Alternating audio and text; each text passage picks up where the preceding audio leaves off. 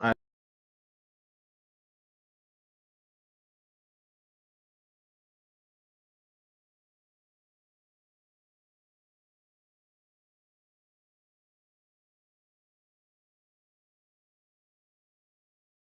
Buenos días a todos los presentes. Los saludamos desde Telesalud del Hospital Nacional Arzobispo Loaiza del Ministerio de Salud.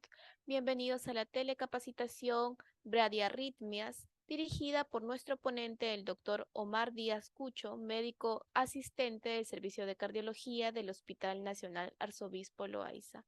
Antes de iniciar, recordar a los presentes que pueden realizar sus preguntas a través del chat de la plataforma de Zoom para ser respondidas al final de la ponencia. Bienvenido, estimado doctor Díaz. Es un honor tenerlo con nosotros el día de hoy. Le doy el pase para el desarrollo del tema. Adelante. muy bien, gracias. Entonces, empezamos con la exposición. Esto de acá, como lo... No, un momento.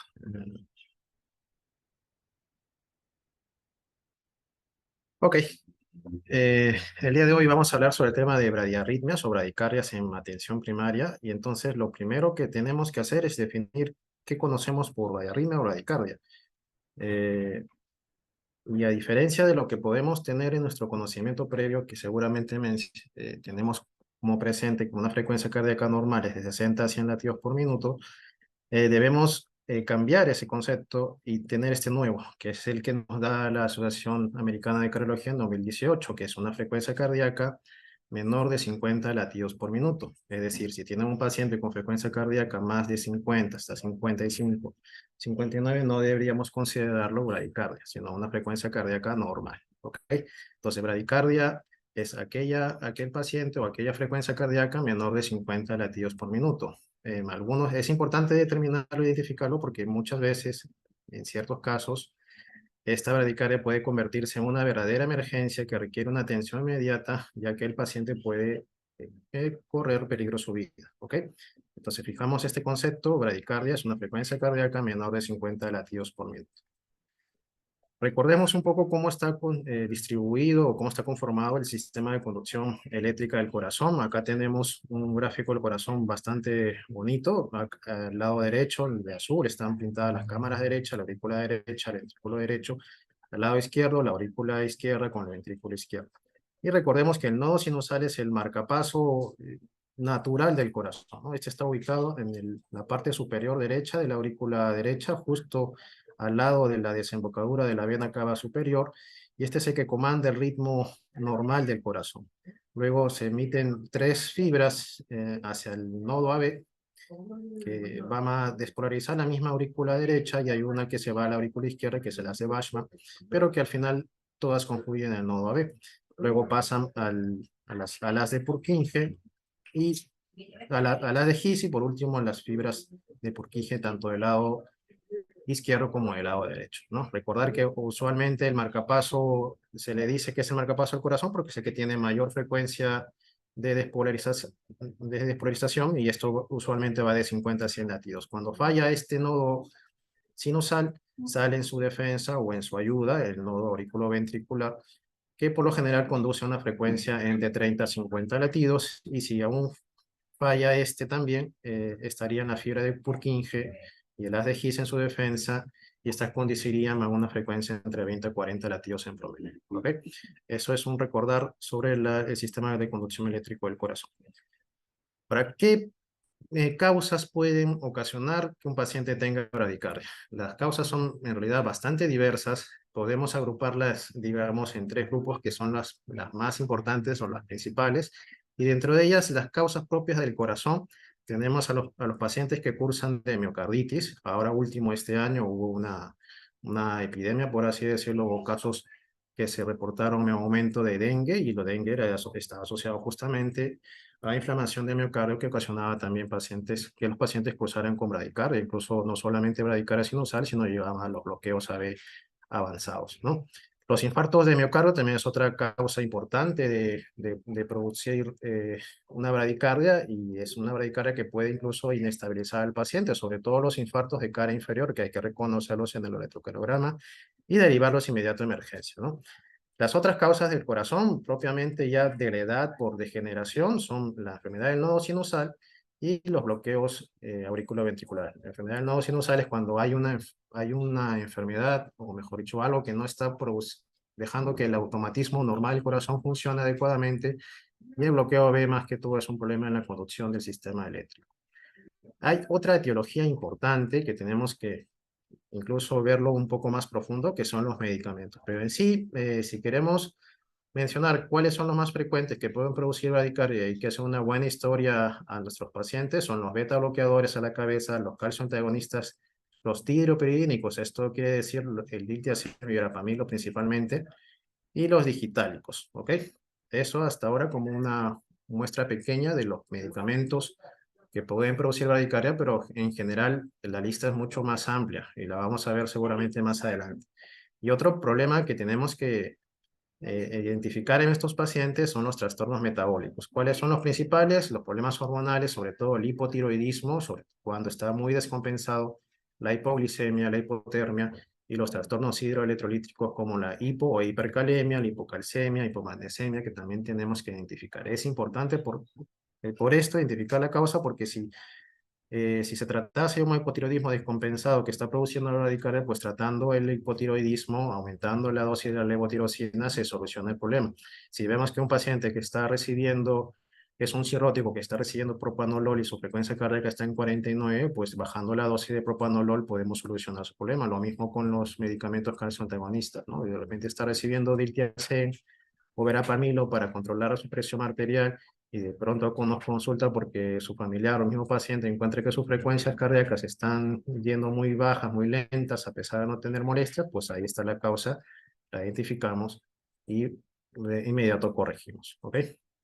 Entonces, como les mencionaba, los fármacos son muy diversos y se pueden sorprender incluso de los medicamentos que a veces parecen inofensivos, no lo son tan del todo.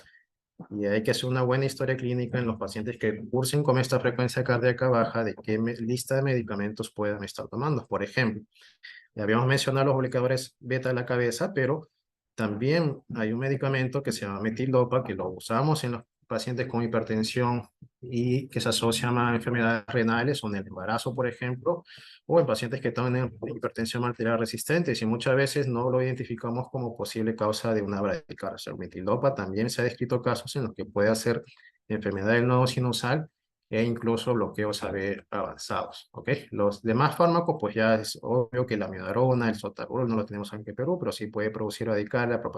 En general, todos los antiarrítmicos conocidos tienen y producen bradicardia. Entonces, tenemos que hacer una buena historia clínica en qué medicamentos antiarrítmicos, si fuese el caso, estuviese tomando en los pacientes, sobre todo que son cardíacos como antecedentes. Pero si se dan cuenta, en el lado derecho de la diapositiva, hay medicamentos que no son del corazón, que incluso puede el paciente no tener ningún antecedente cardiovascular, y por la medicación que está tomando puede producir la bradicardia. ¿Cuáles son? Miren, los antidepresivos tricíclicos, la fenitoína, el litio, los analgésicos opioides, los inhibidores de la recaptación de serotonina, es decir, la sertralina, por ejemplo, ¿no? Entonces, estos pacientes, estos medicamentos también están descritos como causantes de bradicardia. ¿Qué otros medicamentos? Mucho más que uno no pensaría que pudiese tener. Por ejemplo, miren, estos dos últimos de la lista. Los antagonistas H2 y los inhibidores de la bomba de protones, es decir, los pacientes que están tomando omeprazol de larga data y a veces ni siquiera lo meritan, no hay una causa identificable por qué le estemos dando omeprazol, pues también se han descrito que estos pacientes pueden generar bradicardia por el uso del omeprazol o de los inhibidores de la bomba de protones. Y suspendiendo o disminuyendo la dosis del medicamento, solucionado su problema.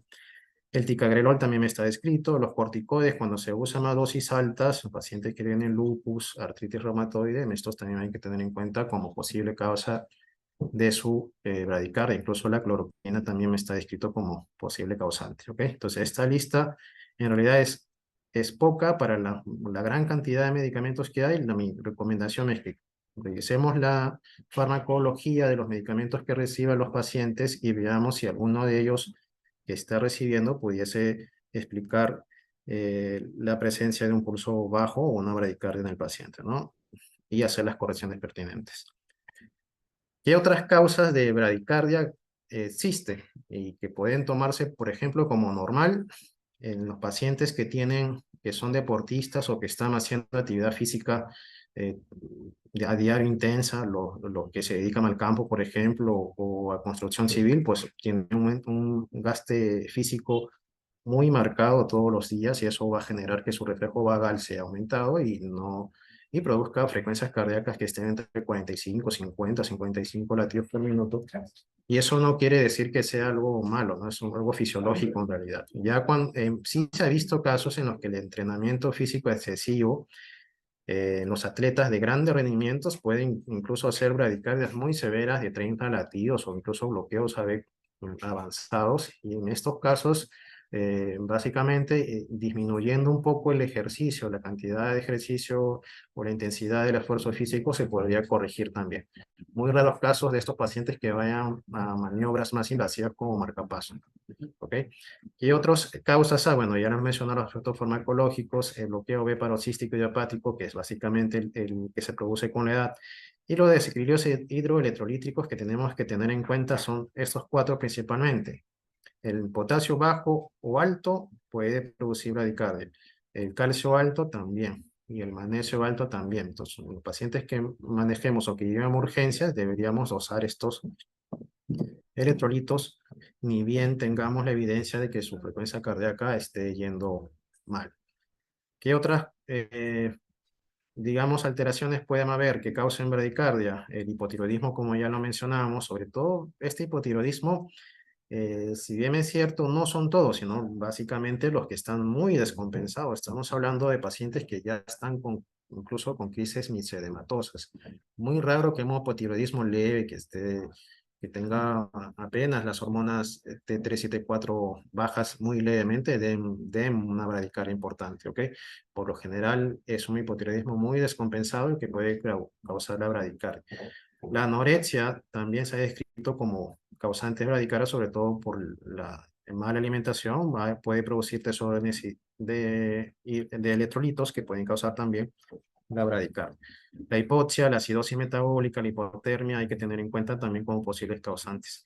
¿Y qué otras causas pueden haber que no sean del corazón y tampoco trastornos metabólicos? Los problemas neurológicos, el aumento de la presión intracraneal, los tumores del sistema nervioso central, la epilepsia temporal, por ejemplo, los sangrados intracraneales masivos, la hemorragia subarachnoidea o un hematoma sudural también puede producir episodios de bradicardia, la famosa triada de Cushing.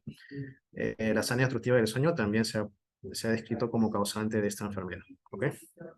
O de este signo, mejor dicho.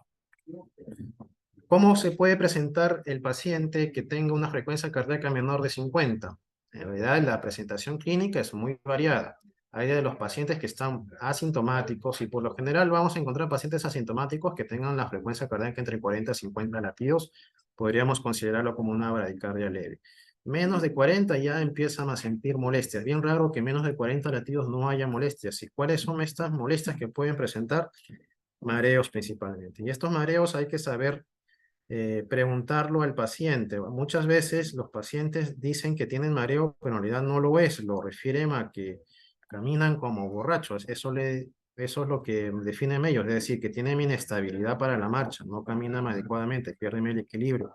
Y esa pérdida de equilibrio puede ser no solamente por un problema cardíaco, ya bien difícil que sea por un problema cardíaco, más que todo está relacionado a un problema o bien de los oídos, un tema vestibular o neurológico, ¿no? Entonces, mareo se refiere más que todo a aquel paciente que de pronto está sintiendo que la vista se oscurece y que le está dando vueltas el espacio, el lugar, ¿no? Donde se encuentra.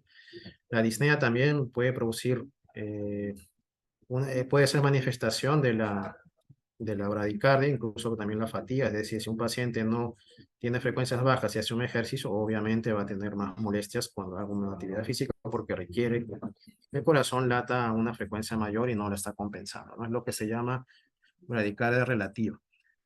A veces pacientes pueden producir dolor torácico por una baja hipoperfusión a nivel de las coronarias, sobre todo los pacientes que tienen una enfermedad coronaria previa pueden cursar con este dolor torácico. Confusión y síncope son los pacientes que le está haciendo ya bajo gasto. Estos son síntomas de alarma. Estos son los síntomas por los cuales los pacientes tienen que ir de inmediato a la emergencia. Ustedes encuentran un paciente que tiene frecuencia menos de 50 y en general menos de 40 y ha dicho que ha tenido un síncope. Síncope, recuerden que es la pérdida total del conocimiento, ¿ok? La pérdida total. El paciente está de pronto hablando, conversando y perdió el conocimiento de la nada. Se oscureció la vista, se cayó. Muchas veces hacen incluso contusiones. Se pueden venir incluso con fractura de cadera, traumatismo cefalocraneano también, y hay que ahí hacer una buena historia clínica, una buena anamnesis. Entonces, el síncope es un signo de alarma y que indica que el paciente debe ir de inmediato a ser evaluado en emergencia. Y en el peor de los casos, la última manifestación que no queremos que presenten los pacientes y por eso tenemos que evaluarlos muy minuciosamente es que los pacientes fallezcan, ¿no? Eso es en el peor de los casos.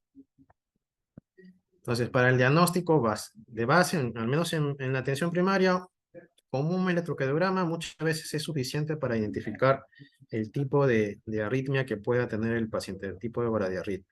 Claro está que también necesitamos un laboratorio, si es posible, solicitar una urea creatinina. Muchas veces los pacientes que son renales, los que tienen insuficiencia renal y no toman medicación o están con congestión de líquidos, están tomando exceso de líquido, no se cuidan, o por el contrario, por ejemplo, puede ser que su creatinina ya esté de base elevada, pero aún el paciente sea más de 2 y el paciente aún está recibiendo para la presión porque es hipertenso, un YECA, un MARA2, incluso una espironolactona, eso va a hacer que el potasio se dispare en la sangre y va a generar radicarias, incluso la muerte. Tiene cuidado con esos pacientes. Pero la urea creatinina también nos permite saber si el paciente está teniendo signos de bajo gasto. Quizás el paciente no es un paciente que tenga una nefropatía de base, que su creatinina previa salga normal y de pronto en la emergencia tiene un desmayo, le tomamos una creatinina, esa elevada, estamos viendo que el paciente no está haciendo buen gasto cardíaco. La bradicardia no permite que el gasto cardíaco que está mandando el corazón sea suficiente para irrigar el riñón, ¿ok? Eso también hay que tenerlo en cuenta. La gasometría, claro, está eh, de base, a ver si hay un problema acidótico, corregirlo de inmediato, igual el potasio, el calcio, las hormonas tiroideas son claves en el manejo de estos pacientes, ¿ok? Bien, ahora veamos algunos electrocardiogramas como forma de entrenamiento. Si hay alguna pregunta, algo mientras vamos viendo los electros, pues no duden en levantar la mano o hacer las preguntas, ¿ok? Entonces, tenemos dos electrocardiogramas en la pantalla. Vamos a ver primero el de arriba, ¿no? Acá tenemos una onda P seguido de un QRS, un T. Nuevamente una onda P con QRS y su onda T. Los RR son regulares, entonces estamos ante un ritmo sinusal, ¿verdad? Pero ¿qué le llama la atención? Que la frecuencia cardíaca en este caso, vamos a ver en cuánto está, ¿no? Está más o menos en 50 latidos, un poquito más de 50. A grandes, siendo estrictos con lo que les he mencionado, si este paciente les llega, no hay que asustarnos, ¿no? En consulta externa, más de 50 latidos hemos dicho que es un ritmo cardíaco normal. Ya no se debe considerar a los pacientes que tienen entre 50 a 60 latidos como pacientes con bradicardia, ¿ok? Entonces es un paciente que tiene un ritmo sinusal y normal, podemos concluir en este primer electrocardiograma. En cambio, en el segundo electrocardiograma estamos viendo ya otras cosas, ¿no? Tenemos acá el PQRS con la T negativa, otras PQRS con T negativa, PQRS con T negativa, los RR son regulares en su mayoría, entonces sí es un ritmo sinusal, pero lo que llama la atención aquí que la frecuencia cardíaca está muchísimo menor que la de arriba, ¿no? Aquí estamos hablando de más o menos una frecuencia, a ver, vamos a calcularlo, más o menos entre 40 a 45 latidos por minuto y efectivamente es una bradicardia sinusal y otras cosas más. Hay unas T negativas ahí que no son tan normales, ¿no? Este trastorno de repolarización ventricular. Quizás es un paciente isquémico que esté tomando ya de base medicamentos. Por ejemplo, podría ser un paciente que ha tenido un infarto previo, esté tomando bisoprolol a 5 miligramos día. Entonces, ¿qué podemos hacer? La frecuencia cardíaca obviamente está en 42. Lo que podemos hacer si el paciente no tiene muchas molestias o refiere que tiene mareos simplemente ocasionales, pero que ya está empezando a molestarle, lo que hay que hacer, pues bajar la dosis de 5, le bajamos a la mitad. Y si estuviese tomando la mitad, pues le suspendemos el beta bloqueador y lo mandamos al cardiólogo para que lo pueda también ampliar los estudios, ¿ok? Entonces son dos casos diferentes. Diferente sería si este paciente tuviese una frecuencia mucho más baja, de 40, también pueden presentar los pacientes con este ritmo y esté presentando ya desmayos, síncopes o incluso teniendo síntomas de confusión, ¿no? De pronto está hablando incoherencias o esta tendencia a dormirse, tendencia al sueño y no responder. Eso paciente, en cambio, sí debería ser enviado a la emergencia. Pero bien raro que una bradicardia sinusal termine en síncope, bastante raro, pero no imposible, ¿ok? Veamos el siguiente electrocardiograma, y esto es para, bueno, digamos, ampliar un poco más el espectro de lo que podemos encontrar en bradicardia son los bloqueos auriculoventriculares. Y en los bloqueos auriculoventriculares tenemos 3 grados. El primer grado es el que vemos en la pantalla, ¿no? A ver, en el primer EKG estamos viendo que hay un PQRST, PQRST, PQRST, los QRS son regulares, entonces en realidad es un ritmo sinusal, pero si medimos el intervalo PR, es decir, de donde comienza la onda P hasta donde inicia el QRS, vemos que mide más de 5 cuadraditos. Usualmente el PR normal debe medir menos de 200 milisegundos, es decir, menos de 5 cuadraditos. Acá está midiendo 6, 7, 7, un poquito más, incluso 8 cuadraditos. Estamos hablando de un PR de 0,32 milisegundos, pues, perdón, 0,32 segundos. Entonces, este es un paciente con bloqueo B de primer grado. Además, la frecuencia cardíaca está a menos de 50 latidos por minuto.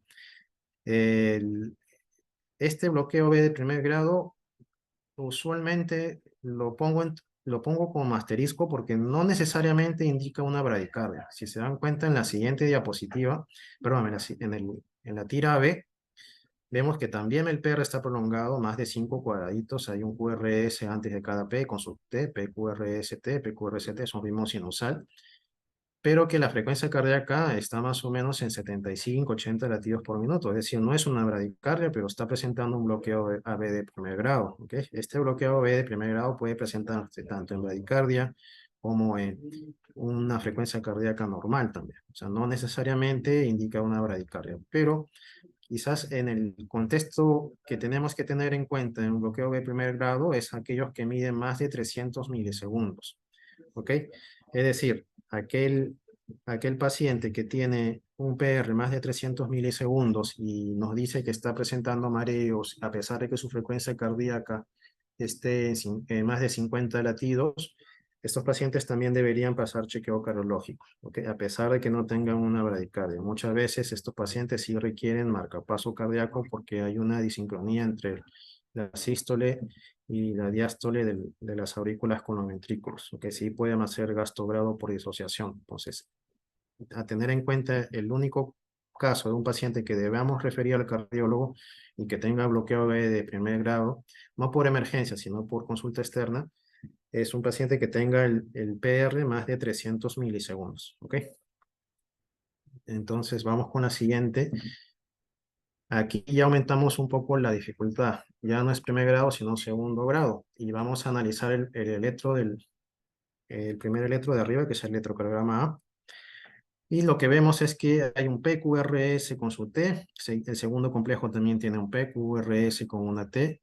El tercer complejo también tiene un PQRS con una T. Y de pronto hay una P que no tiene QRS. Y de pronto el siguiente latido sí tiene P con QRS con la T, ¿no? ¿Qué es lo que llama la atención en este electrocardiograma, aparte de esta ausencia de complejo QRS? Es que si y analizamos desde el primer complejo, el segmento PR aquí tiene más o menos unos 5 cuadrados, o sea, 0,20 segundos. De pronto en el segundo complejo QRS, en segundo latido, en realidad se ha ampliado más, mide un poco más. En el tercer latido, mira, se ha prolongado mucho más. ¿Ok? Y en el cuarto latido, pues obviamente no hay. Esto se le llama fenómeno de Wenckebach. ¿Qué caracteriza a un bloqueo AB de segundo grado? Es que hay una prolongación progresiva del PR, miren, alargamiento progresivo del PR, hasta que de pronto hay una P que no conduce, no hay acá QRS. Y reinicia el ciclo, el siguiente latido reinicia el ciclo tan igual como el que lo empezó. Miren, este PR es similar en longitud que el primer latido, ¿no? Este es un fenómeno de Wenckebach o un bloqueo B de segundo grado. En el EKG2, en el EKG B, vemos nuevamente el P con el QRS con la T, acá hay una P, QRS con la T, acá de pronto hay una P que no conduzco, que no conducido, y se reinicia el ciclo, ¿no? Lo mismo. Si se dan cuenta, este segmento PR es más corto que este de acá, este es mucho más largo, hay una P que no ha conducido, y él se reinicia el ciclo nuevamente, ¿no? Empieza con un PR más corto, luego se va prolongando nuevamente hasta que nuevamente hay uno que no ha producido QRS. Entonces, ambos son ejemplos de un bloqueo AB de segundo grado MOVIX 1, son aquellos que presentan el fenómeno de Wenckers, como ya les he mencionado. Aumentando más, si progresamos más el daño en el sistema eléctrico, estamos hablando ahora de un bloqueo de segundo grado MOVIX 2. ¿Y qué es lo que caracteriza a este paciente? Mire, este complejo QRS está seguido por este complejo P, pero esta onda P está seguido por un QRS, como la ST está elevado, obviamente. Seguramente es un paciente que ha tenido un infarto y está haciendo bradicardias por el infarto, ¿no? Ese ST bastante llamativo, la elevación de este ST. Bueno, regresemos a la arritmia. ¿Cómo la identificamos? Miren, este PR es similar al PR del segundo complejo y de pronto hay una onda P que no ha producido ningún complejo QRS y se reinicia el ciclo nuevamente. Un PR constante, onda P. Entonces, ¿qué es un MOVIX 2? Es aquel que presenta un PR constante y de pronto hay un latido que de la nada no produjo QRS y se reinicia nuevamente el ciclo con PR constantes. ¿Ok? Este es un MOVIX 2. Abajo tenemos otro ejemplo, otra vez un PR constante aquí en este latido, PR similar al primero, los tres PRs de estos tres latidos son similares, pero de pronto acá hubo una P que no produjo un complejo QRS y nuevamente se reinicia el ciclo. ¿Ok? Estamos hablando de un bloqueo AB de segundo grado, MOVIX 2, es aquel entonces que se caracteriza porque hay un PR constante y de pronto hay una P que no conduce. Dentro del segundo grado también tenemos dos tipos de, digamos, de bloqueos o de hallazgos en el EKG que son muy llamativos y característicos y que también hay que identificar. En el primer caso es el bloqueo B21. Por ejemplo, en el electrocardiograma A, en el primero tenemos aquí una P con un QRS con su T, pero de pronto tenemos una P que no condujo, y nuevamente seguido por otra P que sí produjo QRS, y nuevamente hay otra P que no tiene QRS, esta P sí tiene y esta P no tiene. Entonces, ¿qué caracteriza un bloqueo B21? Que por cada dos ondas P solamente hay una que conduce, es decir, esta onda P sí tiene QRS, la otra no, la otra sí, la otra no, y así va intercalando, es intermitente. Ese se llama bloqueo B2 de segundo grado 2-1. Aquí hay otro ejemplo también en el EKGB. Acá está la P, tiene QRS, este P no tiene QRS, este P sí tiene, este P no, esta P sí, esta P no, 2-1. Acá también lo mismo, 2-1, dos ondas P, un solo QRS, dos ondas P, un solo QRS. Y alto grado hablamos cuando hay más de tres o más ondas P y solamente una conduce. Por ejemplo, en este electrocardiograma D tenemos acá, hay una onda P, hay un QRS, hay otra onda P que se está fusionando con la onda T y a veces es difícil verlo, pero si ven la parte final de la onda T es positivo. Entonces sí hay una onda P aquí que está justo cayendo en el extremo final de la onda T. Y luego hay otra onda P que tampoco produjo QRS y luego se reinicia el ciclo, ¿no? En este caso hay tres ondas P y solamente uno ha producido QRS, esto recibe el nombre de un bloqueo B de segundo grado tipo 3-1. Tres ondas P, solamente una conduce. Y si tuviese cuatro ondas P y solamente una conduce, 4-1 y así sucesivamente. Pero a partir de 3-1 ya le llamamos nosotros bloqueo B de segundo grado de alto grado. ¿Ok? A partir de 3-1. Aquí hay otro ejemplo, ¿no? Esta es onda P con QRS y acá otra vez su onda P. Acá se ve un poco mejor que la anterior. Acá hay otra onda P. Hay tres ondas P y solamente uno ha conducido. Acá hay 2-1 porque miren, solamente de dos ondas P uno condujo. Bueno, y ahí ya se reinicia el ciclo. En esta, en este otro EKG, este es el bloqueo que hay que tenerle más miedo porque es el ya completo. Aquí básicamente tanto las aurículas y los ventrículos han perdido una conexión. El nodo AB ya no está recibiendo las señales del nodo sinusal, ya no está recibiendo ningún estímulo de las aurículas las aurículas están latiendo por su lado, los ventrículos están latiendo por su lado, y hay una disociación aurículo-ventricular. A este bloqueo B de tercer grado también se le conoce como bloqueo AB completo, porque básicamente es eso, hay una disociación entre las aurículas y los ventrículos. Si bien en el electrocardiograma A vemos que acá hay una onda P, acá está cayendo otra onda P dentro de la onda T, que está haciendo que se magnifique el tamaño de la onda T. Luego hay otra onda P, hay otra onda P, acá hay otra más, y ya la onda P está cayendo en cualquier lugar. Y hay una frecuencia fija de la onda P. Si se dan cuenta, está más o menos latiendo a unos 75 latidos por minuto el latido auricular, pero el ventrículo no lo sigue. Acá está el ritmo ventricular. Este QRS luego pasa para acá y luego pasa para acá. Hay como, a ver, más de 10 ondas P y solamente hay 3 complejos QRS. La frecuencia cardíaca está más o menos a 30 latidos por minuto. ¿Ok? En el de abajo, en el B, lo mismo. Miren, y esto hay que entrenar la vista porque a veces ver las ondas P es un poco difícil, pero si se dan cuenta que hay una onda P, un momento, por favor. ¿Tienes la batería? ¿Sí? Ok. Entonces, acá vemos la onda P, acá está la onda P, aquí está la onda P, la onda P, la onda P, y está básicamente cayendo donde se le dé la gana, por así decirlo, al ritmo auricular. En cambio de tantas ondas P, y miren abajo, solamente tenemos dos QRS que están a una frecuencia cardíaca mucho más baja, ¿no? Entre 20 a 30 latidos por minuto.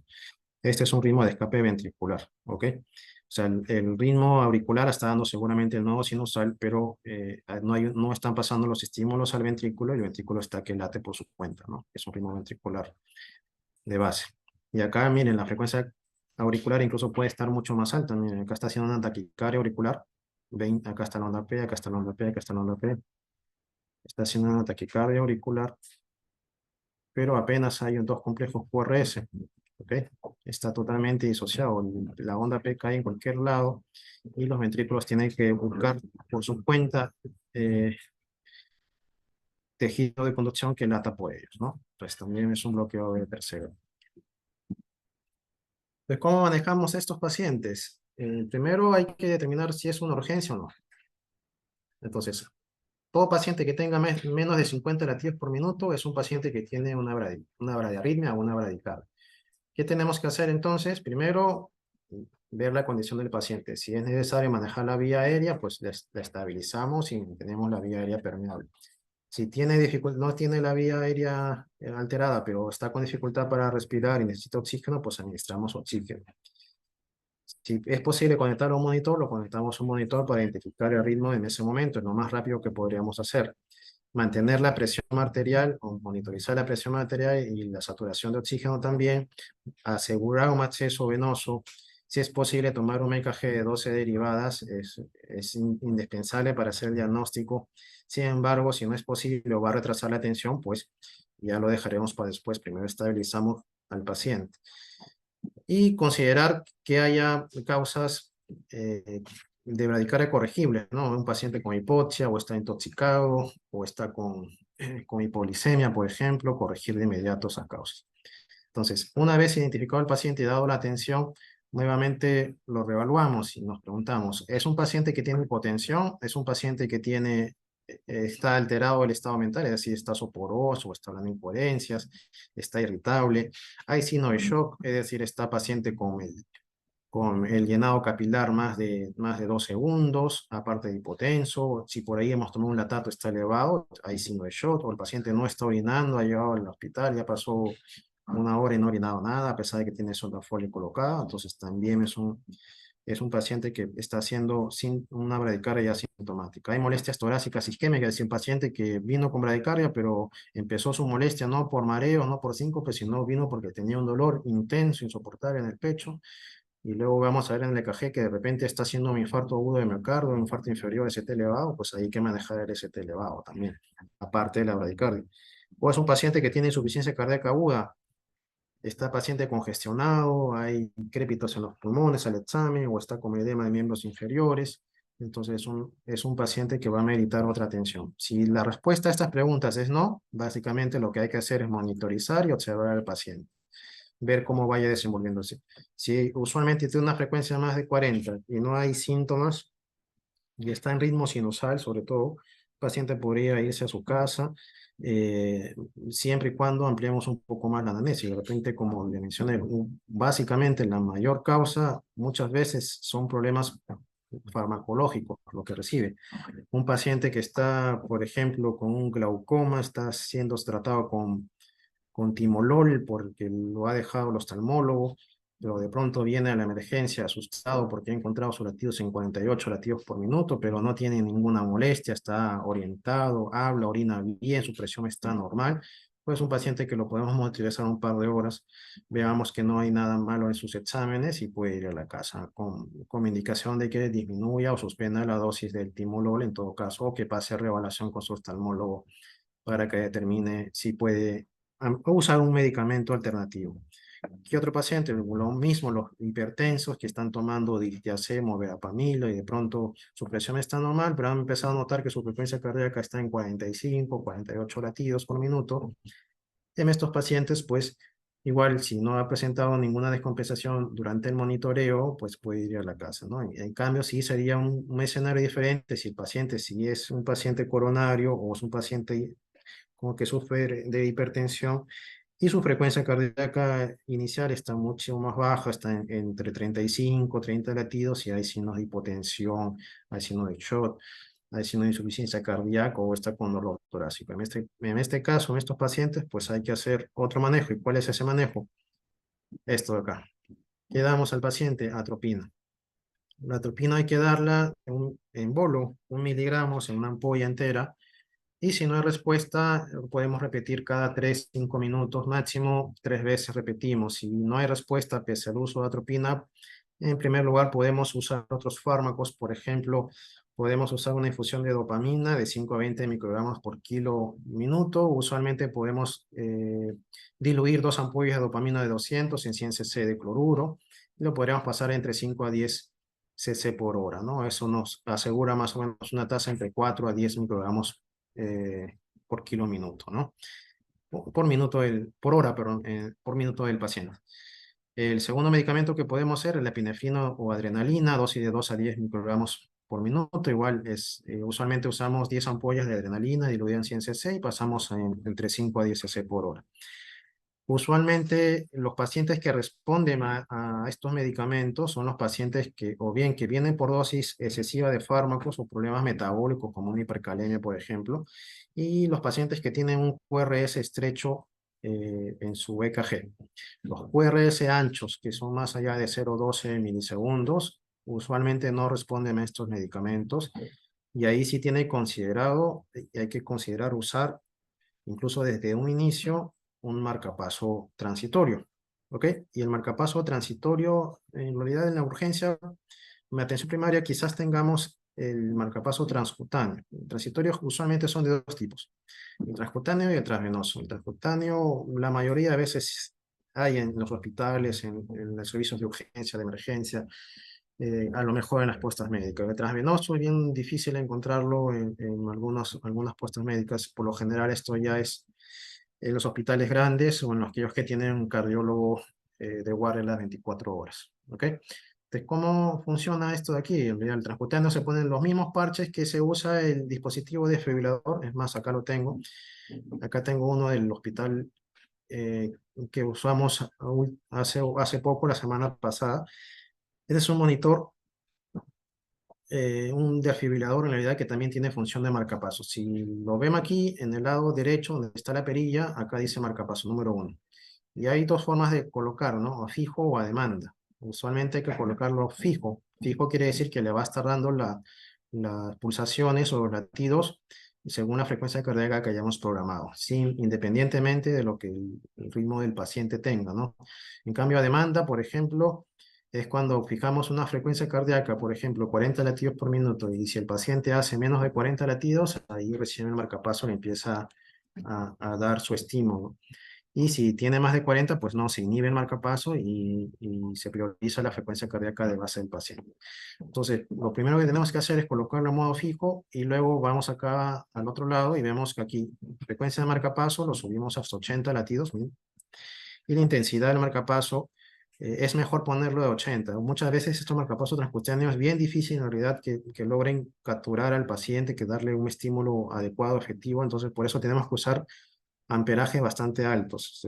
Mi recomendación es que demos 80. Miren, este paciente tiene una frecuencia cardíaca 32, está diagnosticado un bloqueo de tercer grado, ¿no? Que ameritaba, en caso bajase mucho más la frecuencia, darle un marcapaso fijo.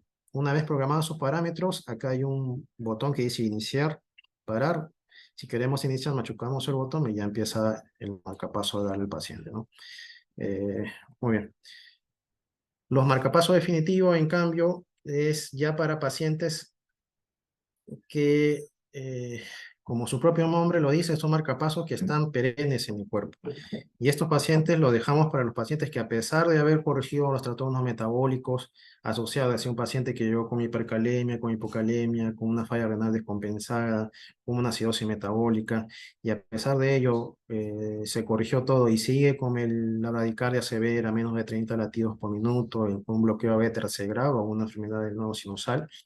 En estos pacientes sí tenemos que colocarle un marcapaso definitivo. Y básicamente es un catéter que se coloca a través de la vena subclavia, llega a las cavidades derechas, hay un cable que se pone en la aurícula derecha, otro en el ventrículo derecho, y esto va conectado a una batería o pila que va debajo de la piel. ¿Ok? Usualmente dura de 8 a 10 años la batería. Pero como les dije, básicamente es para el paciente que ya ha salido del cuadro agudo y es un paciente que ya se ha descartado todo, no está infectado porque, eh, y aún así persiste con los síntomas o con la bradicardia importante. En atención primaria, en cambio, ¿qué tenemos que hacer? Para al menos llevarnos un mensaje a casa, ¿qué es lo que tenemos que hacer? Si el paciente está asintomático y estable, básicamente seguimiento regular y evaluar las causas subyacentes, sobre todo los medicamentos. Evalúen siempre los medicamentos que puedan estar causando esa bradicardia en el paciente y bajar la dosis, ajustar la dosis o suspender o enviar al especialista para que le dé una alternativa a su medicamento, ¿no? Si el paciente en cambio presenta síntomas leves o moderados, estamos hablando ya de frecuencias entre 40, entre 30 a 40 latidos por minuto, por así decirlo. En realidad hay que enviarlo ya a cardiología para una evaluación más completa. Nosotros haremos más exámenes, un Holter para buscar alguna arritmia más compleja, quizás una prueba de esfuerzo también para valorar la competencia cronotropa, y dependiendo de lo que sean los exámenes, veremos si requiere un marcapaso definitivo o no. O sea, no necesariamente porque tenga estas frecuencias bajas es que vaya a necesitar un marcapaso, tiene indicaciones bastante precisas el marcapaso definitivo. Y por último, si el paciente está inestable o tiene ya síntomas graves, si está haciendo signo de bajo gasto, está desorientado, está haciendo hipotensión o está haciendo un llenado capilar más de 2 segundos, ha presentado síncope, hay que enviarlo de inmediato a la emergencia.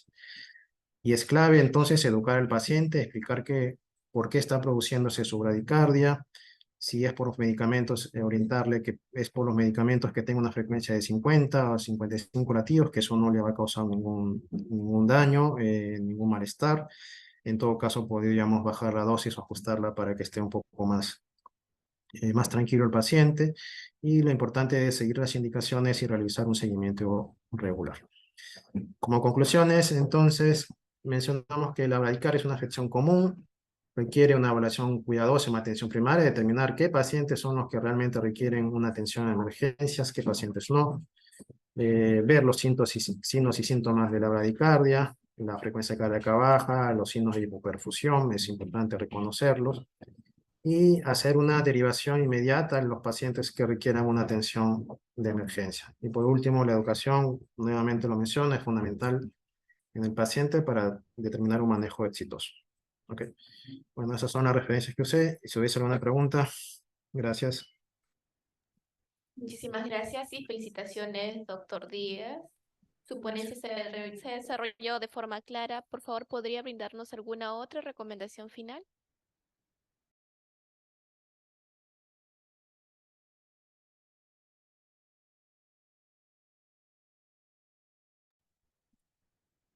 Así es, claro que sí. Entonces, básicamente, la educación aquí es principal en los pacientes. Yo tengo muchos pacientes que llegan a consulta externa y sobre todo asustados los familiares porque tienen frecuencia cardíaca más de 45, están con 50, 55 latidos y están asustados. Doctor, estoy viniendo de inmediato porque, o incluso viene de emergencia, estoy asustado porque mi pulso de pronto ha empezado a disminuir y no sé qué me puede dar un paro, me puede dar algo importante. Entonces ahí nuevamente tenemos que revisar la historia clínica. ¿Qué está pasando con el paciente? ¿Es un paciente, de repente es un paciente que está con estable, está con una buena presión, no está congestionado, no hay edemas, pero es un paciente cirrótico que está usando propanolol, por ejemplo, por indicación del gastroenterólogo? Entonces, ahí lo que hay que hacer es básicamente calmarlo y decirle que el medicamento es el que le está causando la molestia. Si lo tolera, si no hay mareos, puede continuar con la medicación. Pero si empieza a sentir mareos, tiene que comunicarlo para disminuir la dosis, ajustarla o el gastroenterólogo vea alguna alternativa de otro medicamento para usar en este paciente. Por el contrario, si es un paciente que está viniendo y está agitado, está con congestión pulmonar, hay edema de miembros inferiores y nos cuenta que es un paciente nefrópata, su creatinina última está en 3 y por ahí le han tomado un potasio que está en 7, que es un paciente que de inmediato tenemos que referir a la emergencia para que sea tratado, ¿no? Usualmente corrigiendo el trastorno metabólico, la hipercalemia, o este paciente llevando la diálisis, su bradicardia se resuelve y no necesita mayor problema, mayor manejo. Ok, listo. Gracias. Muchísimas gracias nuevamente, doctor, y felicitarla por tal extraordinaria ponencia y agradecer a todos los participantes que se conectaron el día de hoy. Los invitamos a suscribirse a nuestro canal de YouTube. Nos pueden encontrar como Hospital Nacional Arzobispo Loaiza. Ahí podrán ver nuevamente las telecapacitaciones y tele-IEC. De igual manera pueden escribirnos en los comentarios otros temas de interés que les gustaría que se tocaran próximamente. Y con nosotros sería hasta una próxima telecapacitación. Muchísimas gracias a todos.